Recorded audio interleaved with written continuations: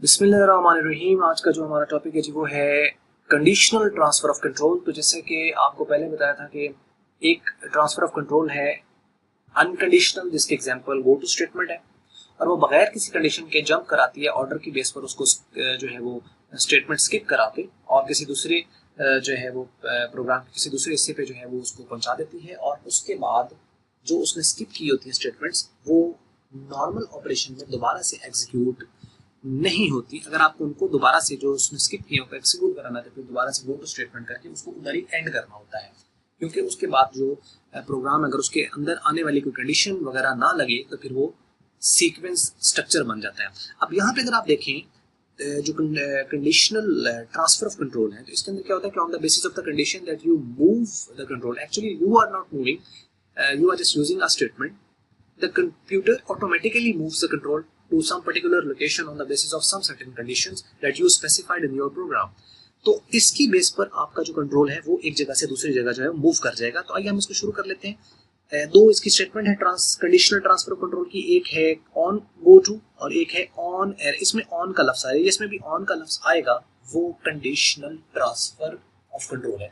अच्छा देखो, ये कंडीशनल ट्रांसफर ऑफ कंट्रोल्स हैं, एक स्ट्रक्चर है जिसको हमने कहा है कि सीक्वेंस स्ट्रक्चर और सिलेक्शन स्ट्रक्चर।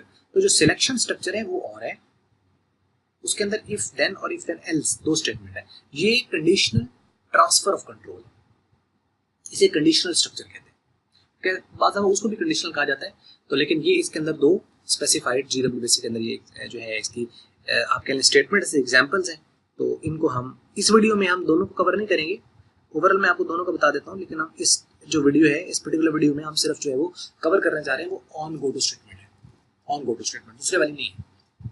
आइए हम इसको देख लेते हैं। Transfer of control which moves the control from one part of the program to another part of the program depending on some certain condition is called conditional transfer of control.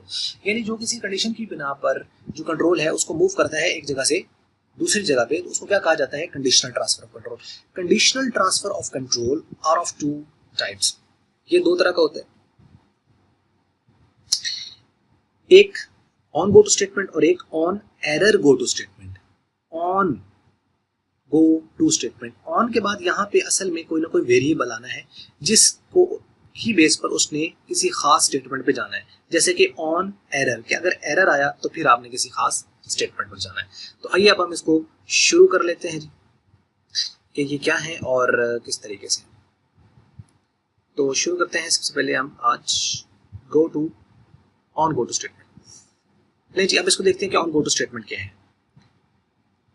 Go to statement has one transfer point. जो पिछली statement हमने पढ़ी थी गो to statement, उसका एक transfer point होता है, यानी एक गो टू सिर्फ एक पॉइंट पे मूव करेगी और उसके बाद जो स्ट्रक्चर होगा वो सीक्वेंस हो जाएगा normally. It means that it can transfer the control to one particular location. ये कंट्रोल को एक खास लोकेशन पे ट्रांसफर करती है। Unlike go to statement, on go to statement is multi branching statement.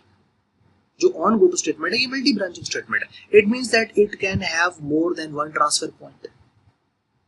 On go to statement has 255 transfer points, 255 transfer points होते हैं इसके। सिंटैक्स क्या है? On n go to N1 N2 N3। अब असल में क्या है, जो ये n है ना, actually that is the condition, n is the condition.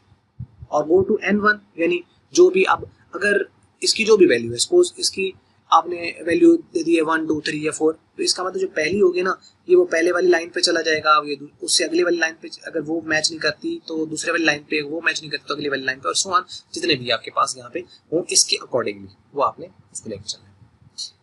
On an आपके पास कोई भी पैरामीटर हो सकता है, इसको समझना जरूरी है, तो आपको ये बात समझ आ जाएगी, आसान सी है, कोई इसके अंदर इशू नहीं है। सिंटैक्स आपके पास क्या है? On n go to N1, N2, N3 and so on.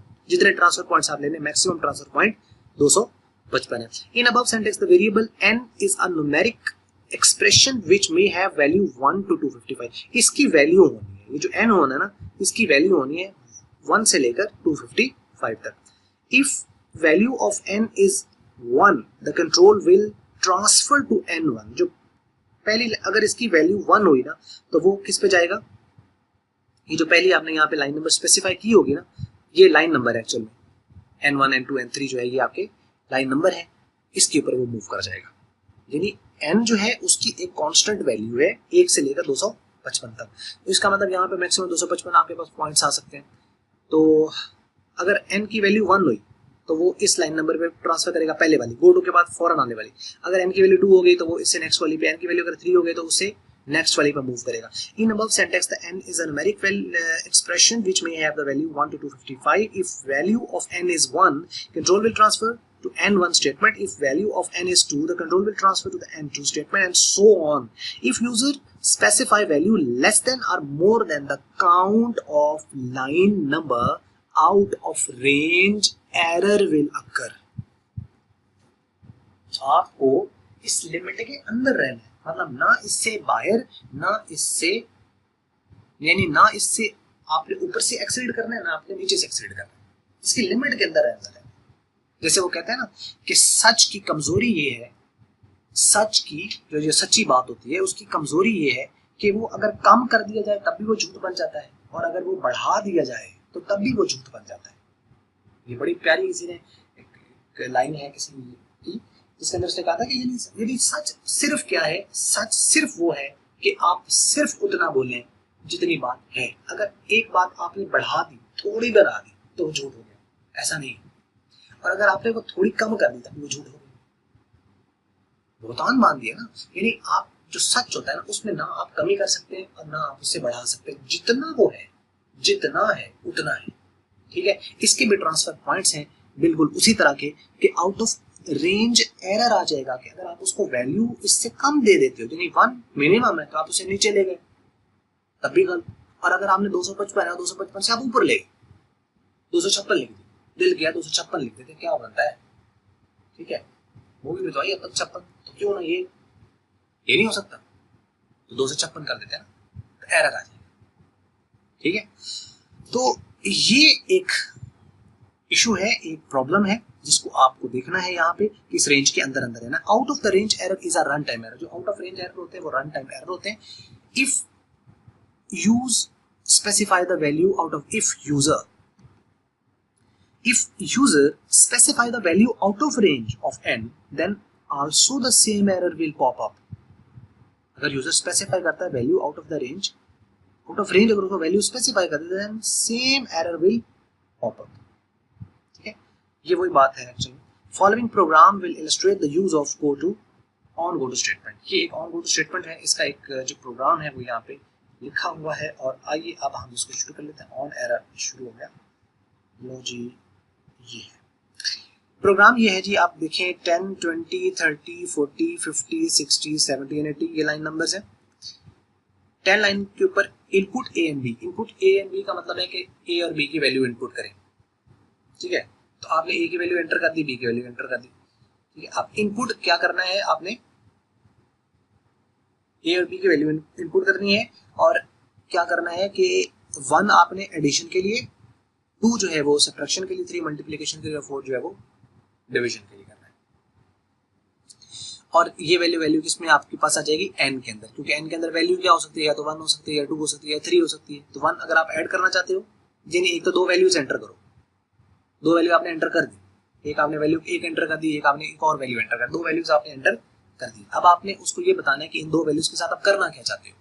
In 2 values को ऐड करना चाहते हो, इन 2 वैल्यू को सब्ट्रैक्ट करना चाहते हो, इनको मल्टीप्लाई करना चाहते हो, डिवाइड। अगर आप ऐड करना चाहते हो तो 1 प्रेस करो, अगर आप सब्ट्रैक्ट करना चाहते हो तो 2 प्रेस करो। उदाहरण से जो होता है कि वैल्यूज ट्रांसफर करने के लिए 1 दबाइए और ये करने के लिए 2 दबाइए, ऐसा होता है ना। तो वो एक्चुअल में यही चल रहा होता है, एक सीक्वेंस उसके अंदर यही है।